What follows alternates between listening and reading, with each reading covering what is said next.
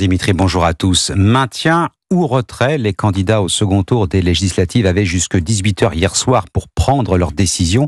On peut désormais faire un panorama complet des 577 circonscriptions, même s'il y a encore du flou sur la photo par endroits. Une certitude, l'appel au Front républicain contre le Rassemblement national a considérablement réduit le nombre de triangulaires. Arthur Delaborde.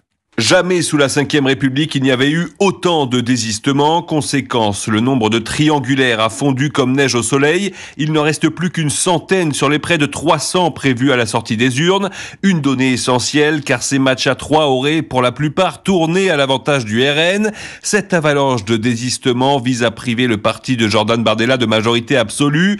Une poignée de candidats macronistes a tout de même tenu à se maintenir en dépit des pressions exercées par le président et le Premier ministre. D'autres ont cédé, comme l'ancienne ministre des collectivités territoriales. Dominique Faure s'est finalement effacée après un coup de téléphone de l'Élysée, alors qu'elle avait dans un premier temps annoncé se maintenir. En théorie, les cartes semblent donc rebattues avant le second tour. L'incertitude concerne désormais l'attitude des électeurs des candidats qui se sont désistés.